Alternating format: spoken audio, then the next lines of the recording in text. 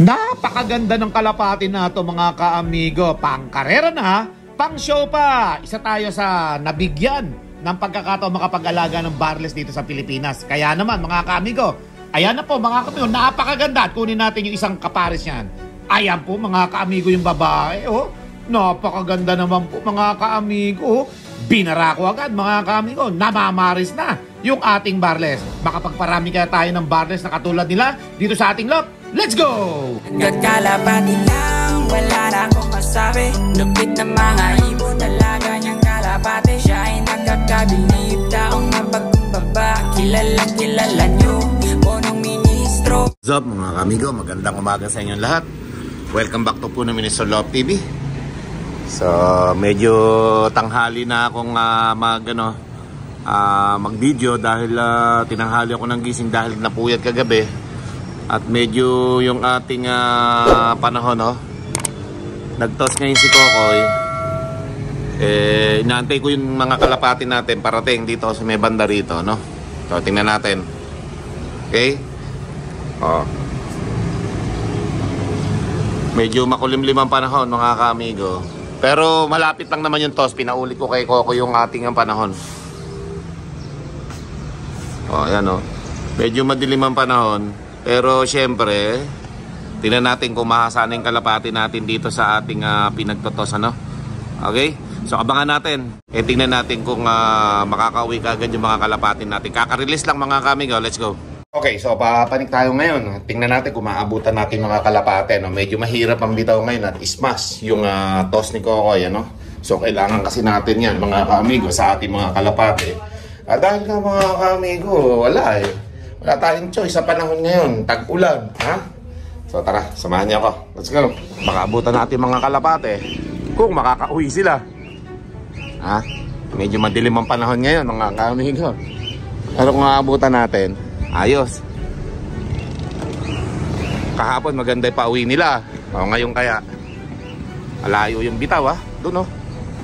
Doon. Pangalawang release nato ni Kokoy kahapon at ngayon. Tingnan natin kung makakauwi. Kahapon nag-monitor tayo sa CCTV. Dito tayo. Napagtiyagaan ko ng makaakyat dito. Sino ang unang makakauwi sa ating mga kalapate? Abangan natin mga kamigo. O, tapos mamaya may pagpaparisin na naman tayo mga kamigo. Abangan nyo kung sino naman yung ating pagpaparisin mamaya, ha? Okay? Magaganda po itong ating pagpaparis-parisin. At syempre, yan yung mga susubukan natin dito, mga breeder na yan, kung mag-aanak din sila ng katulad ng mga kulay nila. Okay? Makikita natin yan. Kaya abangan nyo po at magaganda magiging kulay ng mga magiging anak nila. Sana lang maging katulad din nila yung mga magiging anak nila, ha? So abangan natin kung meron tayong mga kalapating uuwi na maaga. Yun, may lumilipad doon, oh. Yun, oh.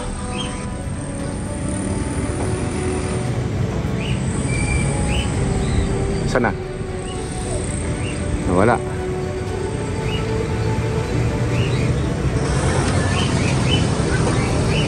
Kailangan ganyan lang din ang release eh. Wala. Kala ko yun yung mga kalapati natin eh. Para tumatag yung mga kalapati natin, pinarelease ko kay Kokoy kahit ganyan ang panahon. Wala namang hihintayin araw at may bagyo mga kamigo eh. Sige, abang-abang tayo. Okay, so dito na tayo sa landing board.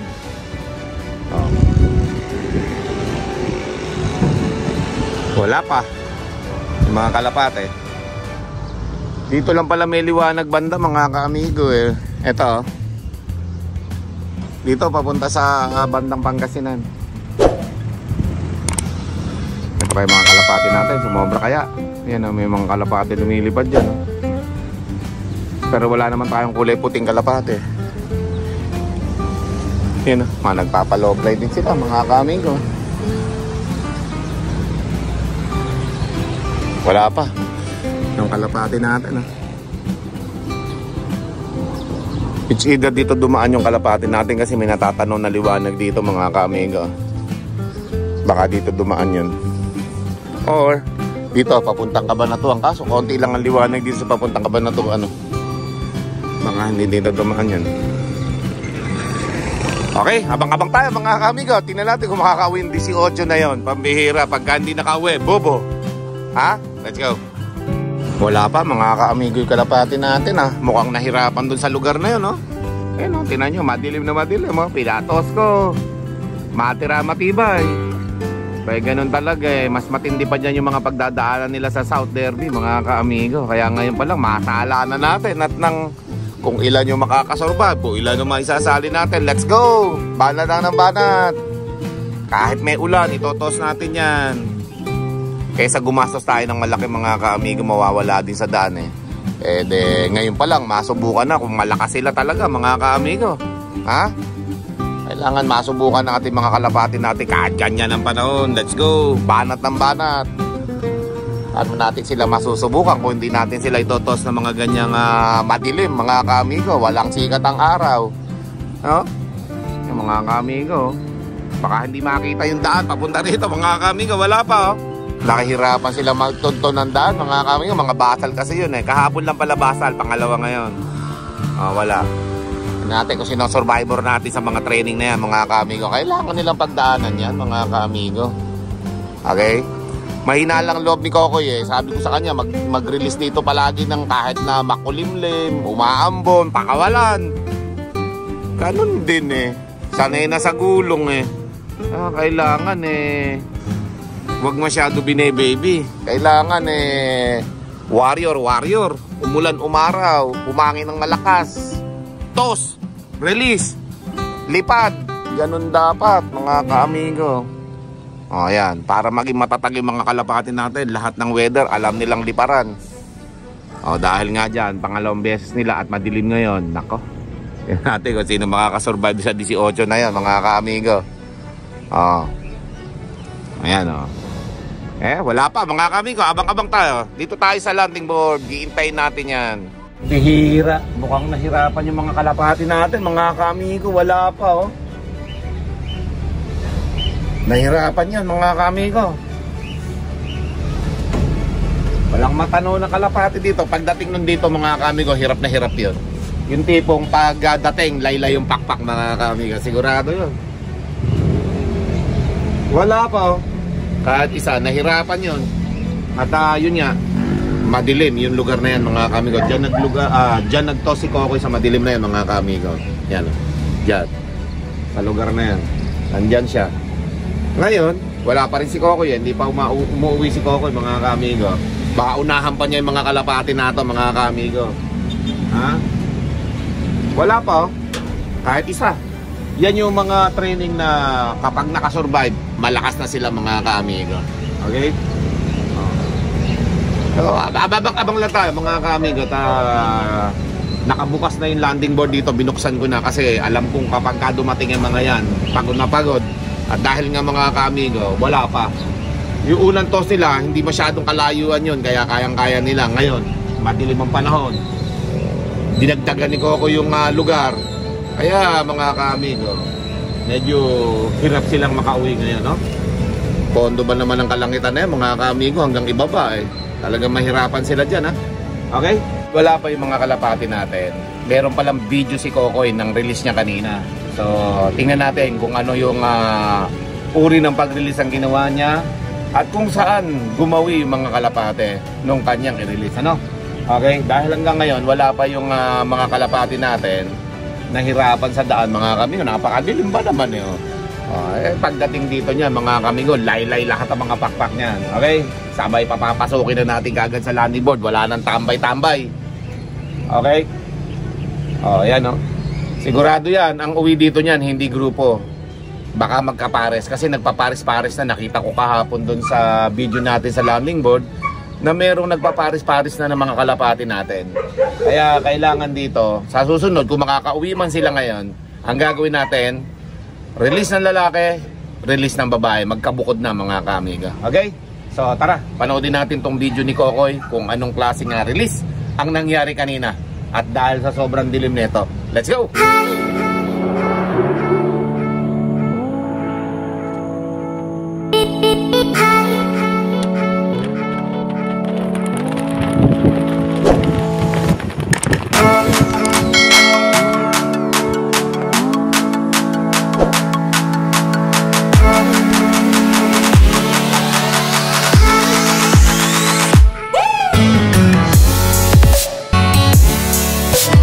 ayun mga kamigo, napanood natin yung video ni Coco, ano? Hindi masyado lang may zoom. Hindi pa marunong mag-video talaga si Coco, hindi sinuzoom yung mga kalapate kahit medyo malayo na yung lipad. Pero at least nakita natin, nag-release nga siya doon. At okay naman yung release niya eh. Ang problema na lang yung pag-uwi ng kalapate. I think na wrong way yung mga kalapate natin, mga kamigo ha. Tingin ko lang. Kasi kung yun eh dire-diretso uwi dito, nandito na ngayon yun. At dahil nga wala sila, ibig sabihin, sa halip na pauwi sila rito, palayo ang nangyari. Pag uwi nun dito, kung makakauwi pa ha, sigurado pagod na pagod yun mga kamigo. Kaya lang, ang nangyari kasi doon, yung toss na yun, magkakaparis na yung mga kalapati natin eh. Nagparis-paris na sila eh, kaya kahit magtambay sila okay lang kasi kasama nila, asawa nila eh.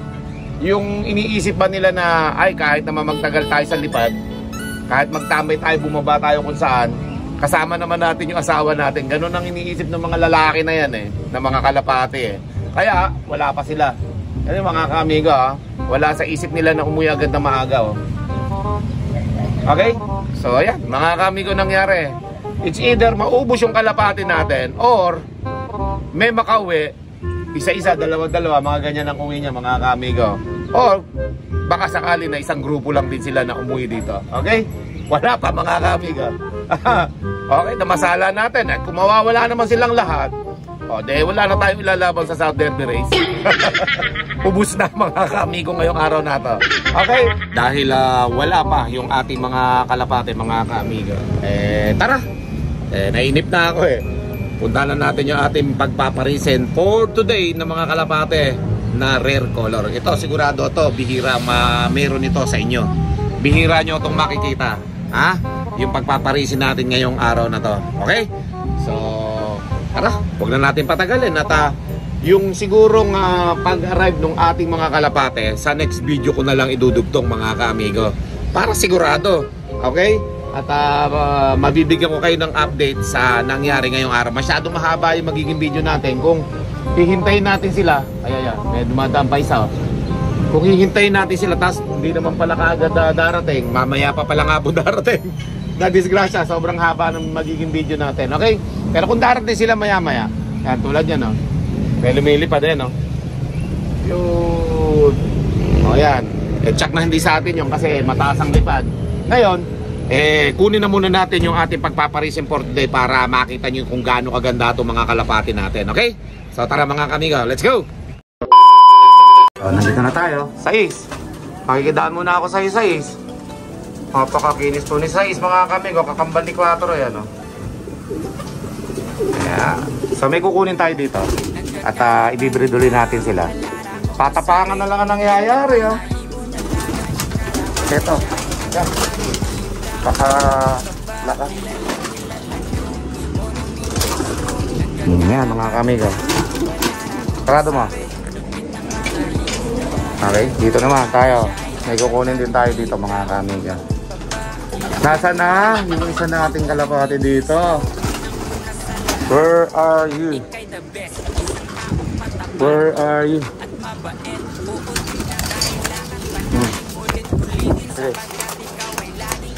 Ayan po mga kamigo. Meron na naman tayong kinuhang mga kalapate. At abangan nyo po yung mga susunod pa natin kukunin ng mga kalapate dito na ibibreed natin. Marami po yan, magkakaiba yan. So tara muna, dito sa labas. Tingnan natin mga kamigo kung ano yung mga nakuha natin. Let's go. Let's go, let's go, let's go. Kausok. Kausok talaga mga kalapate. Mga kamigo, dahil maalikabok talaga pag lumilipad sila. Matapang pa yung ilagay natin dyan, oh. Matapang yung bago natin, oh, mga kamigo. Nakikipagbugbugan, oh. Yan yung binili natin, mga kamigo. Natakot niya yung iba, oh. Oh. Okay. So ayan mga kamigo, tara dito. Tomboy yata si buro ko to dito sa babae na nilagay ko. Bumabara-bara ako ka pa ha, para ka natotomboy ha. So ito na mga kamigo yung isa natin. Kunin na natin. Maganda to. Mga breeder natin. Tara mo yan. Mga breeder natin mga kamigo. So ngayon yung rare color naman natin na gagawin. Yung kinuha. Ito po yung ating breeder na barless na lalaki. Okay? Ayan. Pagpaparisin naman natin ito. Para sa ganon, malaman natin kung gaano karami may puproduce niya na barless, mga kamigo. Mailap po. Binigay po sa atin to ng kaibigan natin na si Lut. Ha? Kalimutan, Lutlop yata yung pangalan niya ngayon. Ayan. Ayan mga kamigo, ha? Barless yan. Okay, bawal makawala. At pagka nakawala, deduct sa mga Lokman. Ayan mga kamigo. Barless po yan mga kamigo. Okay? At siyempre, yung ating kalapati na yan ay paparamihin natin. Ayan mga kamigo. At napakaganda po ng ating breeder na yan, no? Na lalaki. Ha? Kinis. Kinis ang kulay niya. Talagang barless yan mga kamigo, ha? At yung nakikita nyo lumilipad dyan sa taas dati ay anak ko niya yon, pero ibinaba ko na nandun sa kulungan. Yan. Barless, no? Mga kamigo, bihira lang dito sa Pilipinas yan. Meron man sa ibang lugar, pero isa ako sa nagkaroon ng barless na kalapate.